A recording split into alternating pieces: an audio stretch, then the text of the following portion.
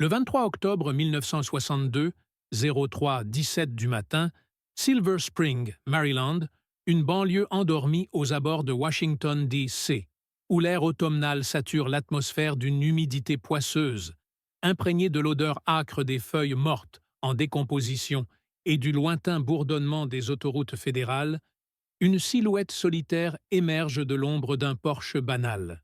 Vous sentez le froid mordant du béton sous vos semelles usées, ce trottoir craquelé par des années de gel-dégel, tandis que vos doigts, gantés de cuir bon marché, serrent la poignée d'une valise anonyme, lourde de secrets non encore révélés. La maison du numéro 47, celle du voisin discret, Monsieur Ellis, ou du moins c'est ainsi qu'il se présentait, se dresse là, silhouette trapue sous la lueur jaunâtre d'un réverbère vacillant, ses fenêtres obscures comme des orbites vides, reflétant le vide d'une absence soudaine. L'herbe du jardin est encore perlée de rosée nocturne, mais le journal du matin, le Washington Post du 22 octobre, gît froissé sur le paillasson, intouché, son encre noircie par une fine couche de brume qui s'infiltre partout, collante et insistante, comme un avertissement murmuré par la nuit elle-même.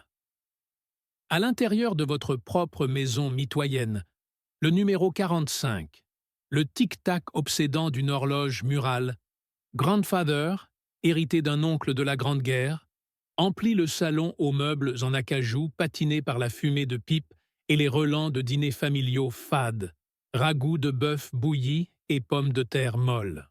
Vous êtes Harold Jenkins, 42 ans, employé au département d'État, père de 2 adolescents maussades et mari d'une épouse aux nerfs à vif, Evelyn, qui sommeille à l'étage dans un lit aux draps imprégnés de l'odeur fade du savon luxe et de la transpiration anxieuse des nuits précédentes. La crise des missiles de Cuba pèse sur l'Amérique comme un linceul de plomb. Les sirènes d'alerte civile hurlent sporadiquement dans les rues adjacentes, leurs échos se répercutant contre les façades en briques des pavillons identiques, bâtis pour des familles, rêvant du rêve américain, mais hantés par le spectre rouge. Vous avez remarqué, ce soir-là, vers 22 heures, la lumière chez Ellis qui s'est éteinte d'un coup, comme aspirée par un vide cosmique, et maintenant à 03. 17 précise. Vous vérifiez votre montre Timex, son verre rayé par des années de vigilance accrue, une intuition viscérale, un serrement au creux de l'estomac mêlé à l'acidité du café noir avalé trop vite, vous pousse à traverser la pelouse mitoyenne, vos pantoufles de feutre s'enfonçant dans la terre meuble, humide, où poussent des chrysanthèmes fanés dont les pétales collent à vos chevilles comme des avertissements velus. La porte d'Ellis est verrouillée, bien sûr, son peigne d'acier froid et impitoyable sous vos phalanges tremblantes qui palpent la serrure Yale ordinaire, celle qu'on trouve dans tous les catalogues Sears-Roebuck. Mais vous sentez déjà l'anomalie. Pas de bruit de chien aboyant, pas de chat errant miaulant pour une saucisse oubliée, seulement le silence oppressant, ce vide sonore qui suce l'air de vos poumons comme un aspirateur géant, amplifié par le bourdonnement lointain d'un avion de patrouille Air Force traversant le ciel étoilé. Vous frappez, 3 coups secs, le bois verni vibrant sous vos jointures, échauant dans le néant intérieur. Attendez, comptant les secondes, 1, 2, 5, le cœur battant à coups de marteau-piqueur dans votre poitrine, la sueur perlant à la racine de vos cheveux, malgré le froid qui mord vos oreilles exposées. Rien. Puis, instinctivement, vous contournez la maison, vos semelles foulant les graviers de l'allée latérale qui crissent comme des os broyés sous des chenilles de tank, l'odeur de l'huile de moteur stagnante montant d'une vieille Ford Fairlane garée là, capot encore tiède au toucher, comme si Ellis venait de rentrer d'une virée nocturne clandestine. Les rideaux sont tirés, mais une fente infime laisse filtrer un éclat de lune pâle sur le plancher de la cuisine, où une tasse de thé refroidi trône sur la table formica, son anneau brunâtre témoignant d'une hâte soudaine, une fuite précipitée. Evelyn, réveillée par le bruit de vos pas, descend l'escalier en robe de chambre épaisse, ses pantoufles claquant mollement sur les marches recouvertes d'un linoléum jauni, l'odeur de son shampoing prêle, florale et chimique, se mêlant à celle de votre peur naissante. Harold, qu'est-ce qui se passe? C'est encore ces maudites missiles? Murmure-t-elle, sa voix rauque de sommeil interrompu, les yeux plissés dans la pénombre du salon où la radio Philco grésille encore des dernières nouvelles de Kennedy exigeant le retrait soviétique. Vous lui expliquez, mots hachés par l'adrénaline qui pompe dans vos veines comme du mercure froid, cette disparition inexplicable. Ellis, le voisin si tranquille, ancien employé de bureau à la bibliothèque du Congrès, toujours poli avec un sourire effacé, un bonjour murmuré en passant la tondeuse chaque samedi matin, son moteur Briggs & Stratton ronronnant comme un chat domestiqué. Hier encore, il arrosait ses rosiers, l'eau goûtant des feuilles en perles scintillantes sous le soleil couchant d'automne. Et ce matin, rien? Pas de voiture dans l'allée principale, pas de fumée de cheminée malgré le froid qui s'installe, seulement cette tasse abandonnée, et la Ford intacte, ses pneus Goodyear encore gonflés à bloc, comme prêtes pour une évasion avortée. Le soleil se lève enfin à 07, 12 exactement, ses rayons obliques perçant les nuages bas et lourds, projetant des ombres allongées sur la rue Elmwood où les autres voisins émergent. Cafetière percolant dans les cuisines, l'arôme du Folgers se diffusant par les fenêtres entr'ouvertes. Madame Hargrove, la commère du quartier, 68 ans, voilée de bigoudis sous un foulard fleuri, s'approche en robe d'intérieur à fleurs fanées, ses varices gonflées sous des bas de contention, et désigne la maison d'Ellis d'un doigt noueux. Il est parti, ce drôle. J'ai vu des phares vers minuit, une voiture noire sans plaque, moteur silencieux comme un fantôme, et puis plus rien. Ses rideaux ont bougé, juste un frisson, et l'obscurité. Vous sentez le poids de ces mots s'abattre sur vous comme une enclume.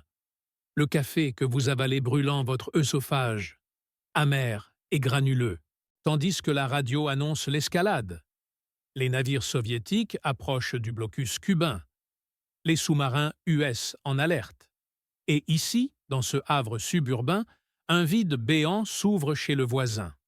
Vous appelez la police locale, le combiné du téléphone à cadran tournant avec un cliquetis hypnotique, la voix de l'officier de garde, sergent Malone, éraillé par des nuits de veille. On envoie une patrouille, monsieur Jenkins, mais avec la crise, on est tendu comme des câbles d'acier. La patrouille arrive à 08, 45, deux officiers en uniforme kaki amidonné, holster Remington sur la hanche, l'un mâchant un chewing-gum Big Red, à l'odeur sucrée et synthétique, qui tranche avec la tension ambiante. L'autre notant dans un carnet Moleskine les détails que vous débitez.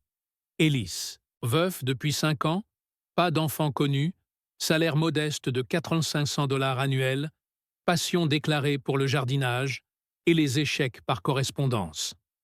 Il force la porte, un craquement sec du bois cédant sous le pied de biche, libérant une bouffée d'air vicié, mélange de tabac Chesterfield Rance, de papier jauni et d'une trace infime de parfum soviétique, ce musc lourd importé illégalement via des valises diplomatiques. À l'intérieur, le salon est figé dans une immobilité surnaturelle.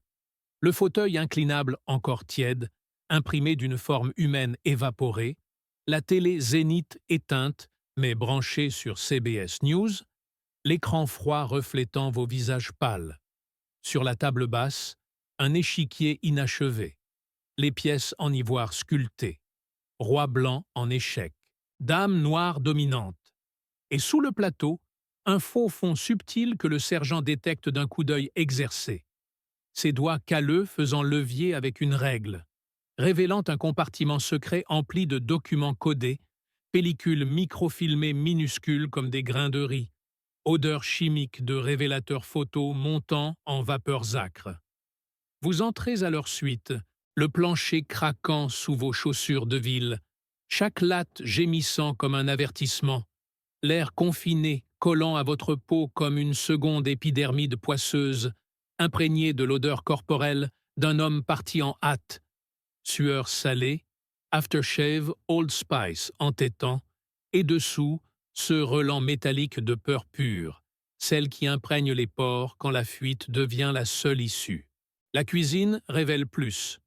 Tiroir béant, vomissant factures d'électricité payées en liquide, un passeport canadien falsifié au nom de John Harrow, photo d'hélice rasée de frais, yeux froids comme l'acier d'un Luger dissimulé, dans le réfrigérateur General Electric, bourdonnant faiblement, des conserves de caviar beluga, luxe incongru pour un employé subalterne, et une bouteille de vodka Stolichnaya à moitié vide, son goulot taché de lèvres masculines. Le sergent Malone siffle entre ses dents, son haleine mentholée de Lifesavers effleurant votre nuque. Ça sent le roussi, Jenkins. Ce type n'est pas un simple jardinier. Appelez le FBI. On a un dossier chaud. Le FBI arrive en trombe à 10, 22. 3 agents en costume gris anonyme, cravate sombre nouée serrée, l'un portant une mallette samsonite cliquetante de gadgets, détecteur de micro, pince à épiler pour fibres, appareil photo speed graphique à flash au magnésium qui éclaire la pièce d'un blanc spectral. L'agent spécial Harlan Crowe, 38 ans, cicatrice barrant sa joue gauche, souvenir d'un Sean en 50, dirige les opérations d'une voix rocailleuse, érodée par des nuits à interroger des sympathisants du Parti communiste. Scène préservée, pas un grain de poussière déplacé sauf là, dans le sous-sol. Ils descendent, vous sur leurs talons, l'escalier en bois brut grinçant sous le poids collectif, ampoule nue oscillant au plafond bas, projetant des ombres dansantes comme des spectres de la Loubianka. Le sous-sol est un bunker improvisé, mur doublé de liège insonorisant, piqué d'humidité, odeur de moisi et d'huile de machine à écrire, Underwood s'exhalant d'une table encombrée de carnets codés en cyrillique, alphabet slave aux boucles menaçantes, radio à ondes courtes, Alley Crafters bourdonnant encore d'une fréquence morte, antenne dipôle tendue vers le nord comme un doigt accusateur pointé sur Moscou. Au centre, un projecteur 16 mm et des bobines de films soviétiques, images granuleuses de bases de missiles à Cuba, filmées par un espion au sol, chaque cadre suintant la trahison. Silhouette de R-12 alignée sous palmiers, marins en casquette à encre rouge chargeant caisses d'ogives. Crowe s'accroupit, ses genoux craquant comme des branches sèches, et extrait d'un casier métallique une pile de lettres cachetées, papier, pelure bleutée marquée du sceau discret du KGB. Comité pour la sécurité d'État, bras armés du Politburo, destiné à un officier de la GRU nommé Boris Volkov, alias Hélice depuis 1957. Vous lisez par-dessus son épaule, les mots dansant sous la lumière crue. Opération Mirage avance. Document State Department transmis via Dead Drop à Rock Creek Park. Khrushchev satisfait. Exfiltration prévue si blocus empire. Le cœur vous martèle les côtes, un tambour de guerre primal, tandis que l'odeur de la pellicule vierge, acétate nitraté, inflammable et toxique, sature vos narines, mélangeant à la sueur froide qui ruisselle le long de votre échine.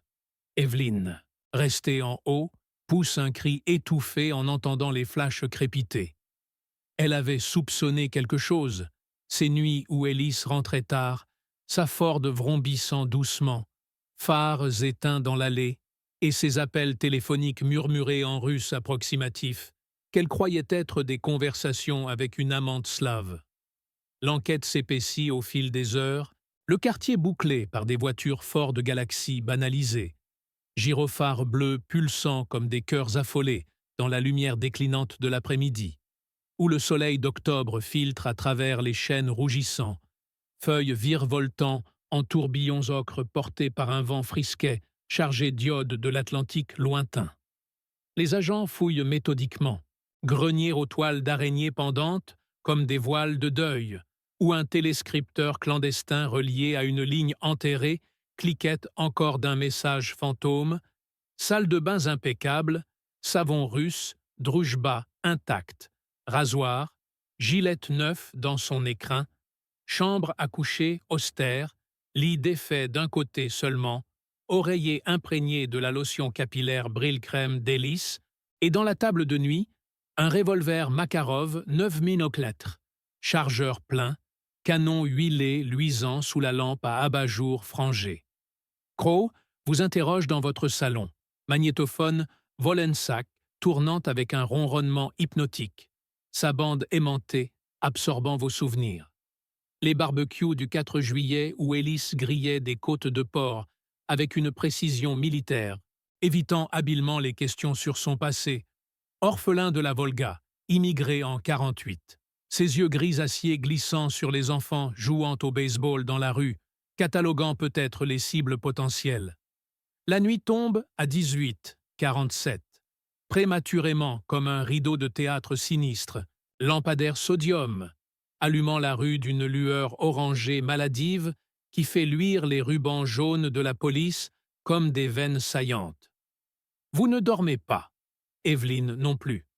Allongée dans le noir, oreiller humide de larmes contenues, vous écoutez les allées et venues des agents, bottes claquant sur le trottoir, talkies, walkies crachotant en code. Alpha Tango, suspect ID confirmé comme Ilya Petrov, agent illégal KGB depuis 1955, infiltré via opération Trust Revival. Petrov, ou Hélice, né à Leningrad en 1923, formation à l'école 101 de Yasenevo, spécialité dormant, vie civile parfaite, emplois anodins pour proximité des cercles du pouvoir, dead drops dans parcs publics avec stylos espions creusés pour microfilms, signaux lumineux depuis fenêtres pour contact. La crise cubaine a précipité son exfiltration. Voiture diplomatique soviétique l'a embarqué à 01, 15, direction ambassade URSS sur 16th Street, puis vol Aeroflot, codé vers Prague, atterrissage sécurisé à 14h heure locale. Mais l'enquête ne s'arrête pas. Au petit matin du 24 octobre, 05:30, alors que la brume enveloppe Silver Spring d'un linceul fantomatique, odeur de givre naissant piquant les narines, Crow réunit l'équipe dans votre garage reconverti en QG provisoire, carte topographique punaisée sur les murs en contreplaqué, punaise rouge marquant les dead drops, fontaine du Lincoln Memorial, banc sous-sol à Georgetown, poubelle du Zoo National. Chaque site disséqué en slow motion mental. Petrov glissant enveloppe dans fentes invisibles, doigts agiles sous gants de coton, cœur battant la chamade au risque d'un piéton curieux, l'odeur de hot dog des marchands ambulants masquant son anxiété. Psychologie fouillée. Le moral conflictuel d'un agent dormant. 17 ans de solitude feinte. Amour platonique avec voisines américaines pour camouflage. Nuit hantée par la mère patrie lointaine. Vodka pour noyer la culpabilité. Échec solitaire simulant bataille stratégique contre l'impérialisme yankee. Les conséquences s'étirent comme une toile gluante. Interrogatoire de voisins. Mathias Hargrove sanglotant sur son perron, mouchoir trempé, révélant avoir vu Petrov avec une femme rousse en 1959. Agent de liaison. Fouille de la Ford, coffre dissimulé abritant émetteur radio à transistor, pile Eveready neuve, antenne télescopique prête à hurler en morse, mission accomplished. Vous, Jenkins, promu involontairement informateur, revivez chaque interaction. Le jour où il répara votre tondeuse, graisse noire sous ongles, riant d'anecdotes banales tout en scannant mentalement votre bureau d'état. Les dîners partagés, son accent subtil trahi par un da, échappé sous le vin Mogen David. La peur s'installe, paranoïaque. Et si d'autres dormants? Chaque ombre dans la rue, chaque appel anonyme devient menace. Evelyne barricade les portes, rideaux tirés jour et nuit, l'odeur de peur humaine, sueur acide, tabac nerveux, imprégnant la maison. L'après-midi du 25 octobre voit l'arrivée de linguistes du NSA, chemise blanche froissée, lunettes à monture épaisse, décryptant les carnets. Code basé sur partition de Tchaïkovski. Chaque note une lettre. Révélant liste de sympathisants à State. Plan de sabotage pour usine Boeing si guerre éclate. Crow, exsangue après 48 heures sans sommeil, paupières lourdes comme sac de sable, confie. Ce type a vendu des secrets qui auraient pu faire pleuvoir les SS-4 sur New York. Sa disparition sauve peut-être des millions, mais libère un vide hanté. Vous descendez au sous-sol une dernière fois. Solitude oppressante, poussière dansant dans un rayon de soleil filtré, touchant l'échiquier figé. Le roi blanc vaincu, allégorie brutale de l'Amérique assiégée. Le silence après la tempête est assourdissant, seulement rompu par le goutte à goutte d'une fuite dans la plomberie, rythme funèbre marquant l'absence. Vos mains tremblent sur le bois patiné, froid du métal des pièces, rappelant l'acier des menottes invisibles qui liaient Petrov à son maître. Les jours suivants s'étirent en lente agonie. Crise cubaine apaisée le 28 octobre, Khrouchtchev clignote. Mais chez vous, le fantôme persiste. Nuit blanche, cauchemar ou hélice, Petrov frappe à la porte. Sourire carnassier. Valise bourrée de dossiers sur votre propre vie. Evelyne sombre en dépression. Pilule Milltown avalée comme bonbon. Odeur chimique sucrée sur son haleine. Le FBI installe micro dans les murs mitoyens et vidés. Fils gainé serpentant comme veine. Bourdonnement constant dans vos oreilles. Réalisation viscérale. La guerre froide n'est pas lointaine, missile ou pas. Elle respire à côté, dans le jardin voisin, sous le masque du quotidien. Vous survivez, mais transformé, regard suspicieux sur chaque nouveau locataire, un couple de Chicago, trop souriant. Le poids de la découverte écrasant vos épaules comme un sac de sable anti-éclat. Sueur froide éternelle sous le col de chemise. La maison d'Hélice reste scellée, ruban flottant au vent comme linceul, attendant démolition. Vestige d'une trahison qui hante Silver Spring pour toujours. Silence après la fuite plus lourd que le tonnerre des missiles évités. Novembre s'infiltre comme un brouillard radioactif, grisaille collante sur Silver Spring, feuilles mortes craquant sous vos semelles usées lors de promenades solitaires au crépuscule. Le couple de Chicago s'installe au 1427. Lui, Harlan, dentiste aux mains manucurées, sourire étiré comme un fil barbelé. Elle, Lorraine, rire perlé trop aigu, foulards Hermès noués avec une précision militaire. Premier contact.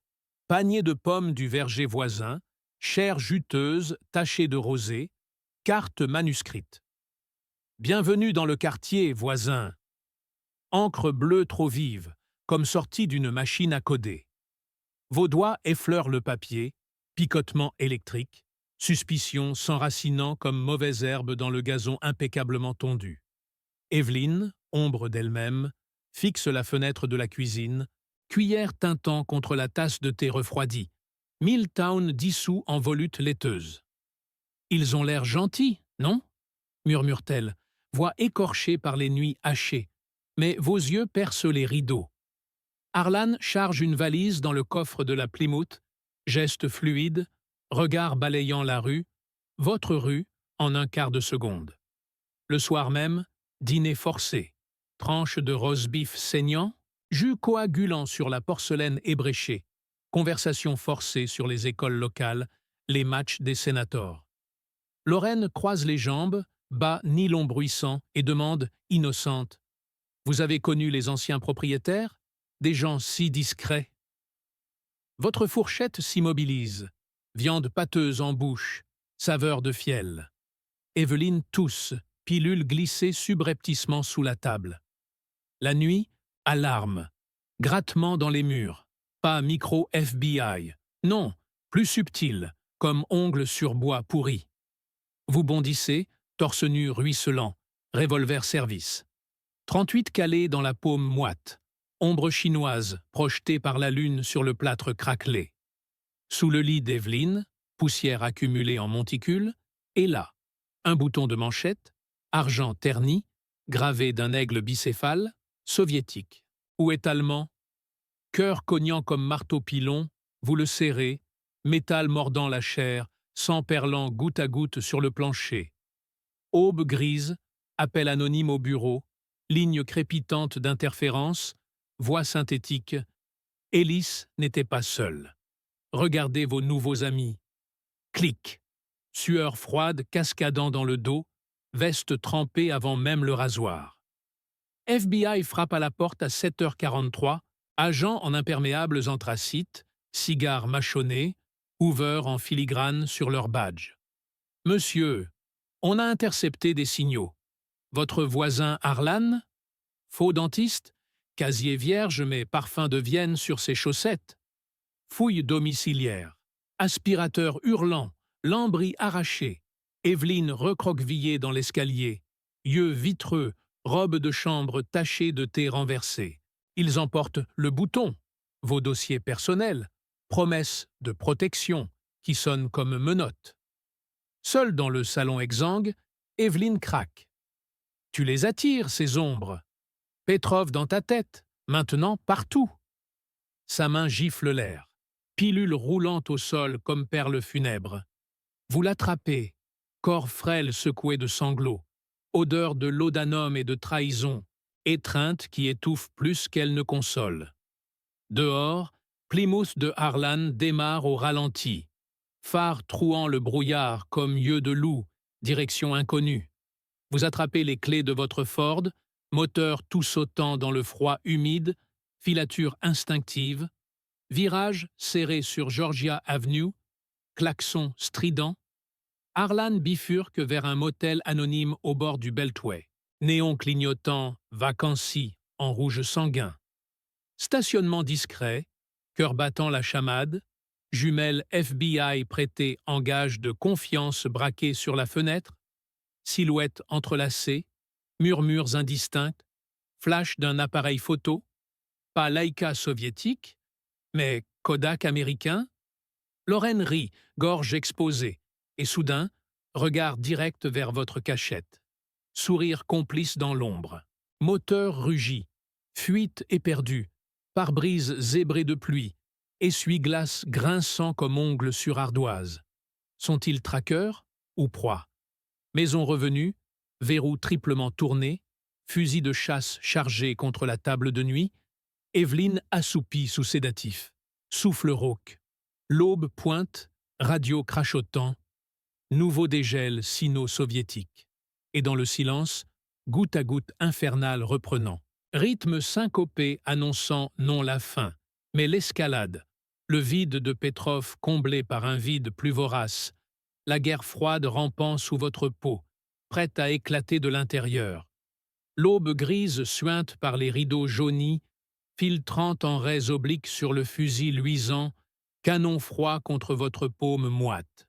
Evelyne ronfle par à coups, lèvres entr'ouvertes sur un filet de salive, flacon de sédatif vide roulant au bord du lit comme une roulette russe. Le goutte à goutte du robinet reprend, tic-tac hypnotique, synchronisé à votre pouls qui cogne aux tempes. Téléphone sonne, une fois, deux fois, timbre strident creusant le silence comme une vrille. Vous décrochez, fil tendu jusqu'à rompre, voix nasillarde de l'agent Ramirez, accent texan éraflé par la fatigue. Harlan a craqué. Motel, bordel, mais le vrai trésor. Un micro sous votre plancher, depuis des mois. Petrov n'était pas un fantôme, Doc. Juste le premier pion. Clic, ligne morte. Pieds de nu sur le parquet craquant, vous soulevez la carpette usée. Latte disjointe, poussière dansant dans le faisceau de la lampe torche. Sous le vide, un boîtier noir, antenne fine comme un cheveu, clignotant faiblement en vert. Harlan, Evelyne, Lorraine, le voisin, la voisine, la amante d'un soir, tous pions sur l'échiquier. Rage monte, bile acide dans la gorge, poing serré fracasse le bois, écharde s'enfonçant dans la chair, sang goûtant en perles sombres. Evelyne s'agite, murmure « Petrov, Petrov ». Yeux mi-clos rivés au plafond, comme si les ombres y dansaient encore. Dehors, crissement de pneus sur le gravier mouillé. Fares ballant les murs, Plymouth de Harlan garé en travers, portière béante. Il descend, silhouette voûtée sous la pluie fine, par-dessus trempé, collant à un revolver nickelé. Pas de cri, pas de course. Vous saisissez le fusil, canon levé, ombre projetée immense sur le mur du salon. Porte s'ouvre d'un coup d'épaule, Harlan titube in, chapeau dégoulinant, yeux injectés de vodka et de peur. C'est fini, Doc. Ils savent pour les extractions. Les dents creuses, les messages gravés en morse. Evelyn l'a vendu pour une dose. Il rit, gorgé, rauque, mais le canon froid contre sa tempe l'éteint net. Tire, ou rejoins-nous. Le dégel? Du pipeau. Sino-soviétique unis contre les Yankees. Ton crâne est le prochain bunker. Evelyn surgit derrière, robe de chambre flottant comme un suaire, seringue hypodermique scintillant dans sa main tremblante. Pour nous protéger, souffle-t-elle, voix brisée en mille éclats. L'aiguille pique votre cou, venin froid se répandant. Laudanum? Vérité? Membres alanguis, fusil tombant sourdement. Harlan recule, sourire carnassier. Bienvenue dans la guerre, Doc. Visages se superposent, Petrov ricanant dans le miroir fêlé, Lorraine susurrant au loin, néon du motel pulsant en rouge sous vos paupières lourdes. Obscurité engloutit tout, sauf le goutte à goutte incessant, rythme funèbre d'un cœur mécanique. Réveil en sueur, chaînes aux poignets, salle d'interrogatoire au mur de béton suintant. Ramirez face à vous, dossier claquant sur la table. Harlan, Evelyn, neutralisés. Mais les signaux? Toujours là. Dans ta tête? Sourire en coin, magnéto qui tourne, crachotant vos confessions murmurées dans le vide. Dehors, Beltway rugit, voitures anonymes filant vers nulle part. La guerre froide n'éclate pas. Elle infuse, éternelle, sous la peau du monde et la vôtre. Fin.